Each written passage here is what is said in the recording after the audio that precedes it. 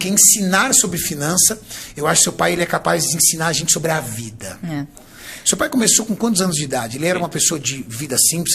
Você vem de uma geração de quem tem dinheiro ou não? Vida simplíssima. A minha avó veio imigrante da Espanha, né? E veio com 12 anos pra cá, conheceu meu avô, teve o meu pai, ele perdeu o pai com 1 ano de idade. Então, naquela época, né, filho, neto, essas coisas, era filho do meu filho. A nora não tem nada a ver. Então, quando o meu avô morreu, o meu bisavô meio que expulsou a minha avó e meu pai de casa e eles tiveram que ir para um cortiço no Brás. Então, ele dividia ali uma salinha, né, um quarto com outras 3, 4 famílias também de mães solteiras, né?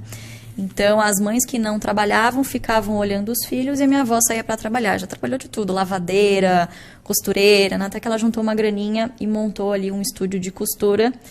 E a primeira profissão do meu pai foi de engraxate.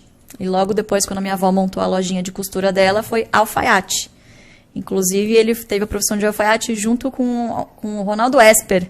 Caramba! Ele se lembra do Ronaldo Esper no Brás, lá tal. Eles eram colegas de profissão na época. E uma das coisas que a minha avó sempre incentivou foi o estudo. Então, o único momento em que você não vai trabalhar junto comigo é no momento da escola, você tem que ir. Sempre fez questão disso e ele sempre foi muito estudioso. Então, ele se formou, foi fazer técnico em contabilidade, que ele falou, não, eu preciso aprender a ganhar dinheiro. Naquela época, fazer um técnico já era algo absurdo. Já era algo absurdo, né? Então, imagina, ele nasceu em 39, né? Então, ele fez um técnico em contabilidade, minha avó super orgulhosa, né? E começou a trabalhar com escritório de contabilidade, auditoria. E foi aí na faculdade de economia, depois que ele começou a fazer, que ele começou a ter contato com outros colegas mais abastados, de famílias ricas, e começou a ter contato com o mercado financeiro, com os investimentos, enfim. Até que um amigo apresentou para ele o pregão da bolsa, né? Que imagina, naquela época era tudo viva voz, tudo na pedra. Então, até hoje ele fala, pendura na pedra, né? Imagina, hoje é tudo eletrônico, pendura na pedra, né? Fechado, tá? Então, você tinha muito essa questão de os negócios eram fechados no fio do bigode. Eu falo, eu compro, você vende, é isso. A sua palavra é o que vale, né? Então, ali, a sua reputação valia muito no mercado. Então ele vem dessa cultura, né, em que o que você fala aqui você tem que ser muito ético, senão o seu cliente te abandonava e ia para outro, né? Ou seja, a palavra do teu pai, esquece, não faz curva. Difícil você contornar, viu? Se ele é isso e acabou. Ele é uma pessoa assim. E como ele começou a investir na bolsa sozinho ali? Exatamente. Então, e aí por ele ter esse know-how em contabilidade é a linguagem dos negócios, né? Bolsa nada mais é do que empresas, são ativos reais. Então, por ele ter esse contato com auditoria, que era meio que um segundo emprego dele, ele largou o escritório de contabilidade e foi trabalhar como operador. Então, ele tinha lá os clientes dele, comprava e vendia para os clientes dele e operava para ele também, um pouquinho de dinheiro que ele tinha. E uma dessas visitas que ele fez como auditor, ele começou a perceber, puxa, o Estado, né, os controladores das empresas que eu audito, sobrevivem de dividendos. Por que eu não posso fazer o mesmo, né? Porque ele via ali os colegas ao lado dele. O mercado financeiro, imagina, desde aquela época, é uma coisa sedutora. Você tem a possibilidade de ganhar muito dinheiro. Então, naquela época, as informações estavam aí, estava no pitch. Quem estava ali na bolsa era quem tinha muito dinheiro, tinha as informações. Então, você imagina, é um negócio muito tentador, ainda mais para ele que veio de baixo, que sempre teve essa gana de querer vencer, de nunca mais querer voltar a ser pobre. Foi por isso que ele foi trabalhar na bolsa, isso que ele diz, nunca mais quero voltar a ser pobre, né? Quero dar um futuro digno para minha família. E aí ele começou a ver que no momento de boom, todo mundo ganhava dinheiro, comprava um carro. No dia seguinte, a bolsa caía, o pessoal não tinha dinheiro para comprar a gasolina, para abastecer o carro. Ele falou, não é isso que eu quero para minha vida, eu preciso descobrir um jeito de me dar bem aqui, de trabalhar, enfim, mas para eu garantir o meu futuro. Ele não teve nenhum mentor, ele foi descobrindo... Não. Intuitivamente. Não, intuitivamente com o trabalho dele de auditor. Né? Então, você imagina, né, naquela década de 60, é difícil você ter influências de investidores de fora, que já faziam isso, mas não era um mundo globalizado como a gente tem hoje, né? Então, acho que essa experiência dele como auditor, de ver os controladores que o contratavam, ganhando dividendos, quer dizer, ele assinava o balanço e via lá os dividendos que os controladores ganhavam por ação. Pô, desgramado, tá ganhando dinheiro pra caramba. Pô, por que ao invés de eu abrir uma empresa, eu já faço isso, eu já compro participações societárias na Bolsa. Eu vou me tornar ali um pequeno sócio, quanto mais ações de poucas empresas eu comprar, mais dividendo eu ganho. E é isso que ele fez. E aí ele falou, bom, eu vou colocar isso na prática, vou colocar no papel, eu preciso provar, né, que eu não estou ficando maluco. Isso aqui deve funcionar. Então ele começou a fazer para ele, para alguns clientes que acreditaram nele. E aí ele fez um estudo com uma das empresas que ele auditava, que era a CESP. A de energia? De energia, exatamente. Capital aberto até hoje. Né? E ele foi mostrar para o RI. Ele falou, fantástico, incrível, não sei o quê. Por que você não publica isso? Ele pegou o trabalho, levou numa corretora, a corretora patrocinou, né? Mandou imprimir, pode imprimir, né? E fez o maior sucesso na época, mas depois meio que caiu no esquecimento, porque o mercado tem a memória muito curta. É igual fofoca. Hoje tem uma coisa que está na moda. Amanhã, essa ação não está mais na moda. Ninguém mais está falando disso. Então, é um mercado sedutor, mas se você faz diferente da manada, com disciplina, com paciência, você chega muito longe. Não é rápido. É fácil, é simples, na verdade, mas não é fácil. Porque você tem uma luta, inclusive, fisiológica. Você está ali, no meio de um monte de gente que aparentemente está ganhando muito dinheiro, e você está lá, comprando as mesmas ações, ganhando... Ou seja, literalmente você tem que fugir da sedução. Exatamente. Da sedução do lucro rápido, do resultado rápido. Exatamente. O seu pai, ele já te contou, ele se recorda qual foi a primeira ali ação que ele comprou? Qual foi a primeira empresa que ele acreditou? Ele não lembra, mas o primeiro case dele de sucesso, de ter muitas ações, ele tinha uma meta de ter 100 mil CESP. E ele comprou 100 mil CESP, porque na época pagava centavos, né? Custava centavos e pagava, por exemplo, custava R$1 e pagava 50 centavos de dividendo por ano. Então ele fez a conta, se eu comprar aqui um monte de ação, eu vou ganhar 50 centavos por ano e em 2 anos eu já praticamente paguei todo o meu investimento e o resto é só dividendo. Então ele foi fazendo isso, e aí foi aumentando o leque de ações dele, foi de pouquinho em pouquinho, conquistando outros clientes também de longo prazo. E foi isso. O resto é história, né? O tempo fez o seu papel. Fez história. A matemática, que eu gosto de falar.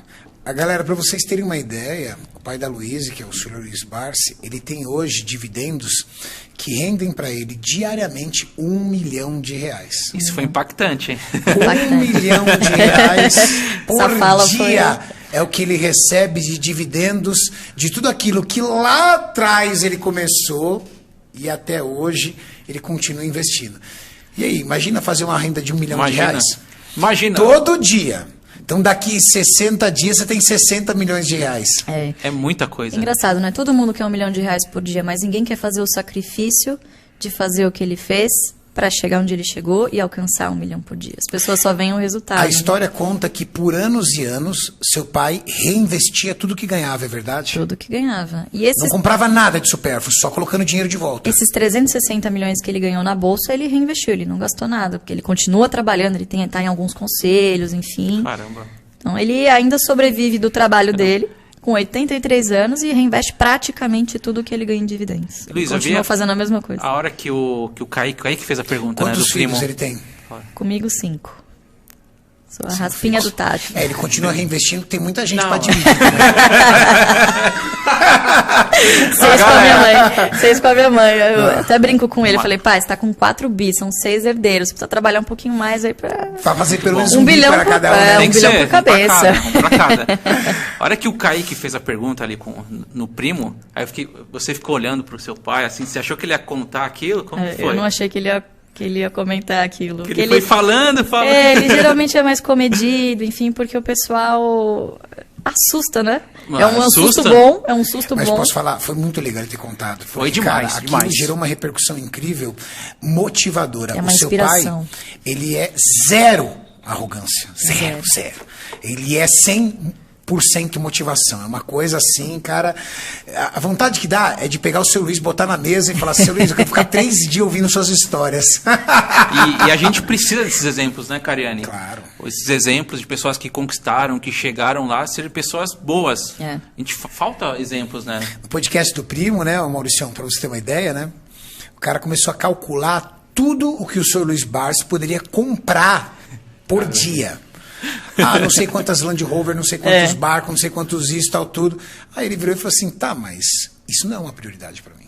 Exatamente. Comprar essas coisas não é uma prioridade para mim. Prioridade para mim é cuidar e investir na minha carteira. Não sei quantos iPhones, não sei quantas entradas para Disney. Bem isso. Cara, é fascinante, é fascinante. É o que faz ele feliz, né? Então... E Luiz, como que ele foi construindo essa sua cabeça? No sentido de, ele te dava ação, não te dava ação, ele deu alguma coisa para você, não deu? Como é que foi a sua infância num círculo familiar milionário, mas apesar de você pertencer a uma família milionária, o seu pai deixa muito claro o quanto ele valoriza o centavo. Exatamente. Como é que você construiu, vamos dizer assim, como é que foi a sua educação infantil? Porque que acontece?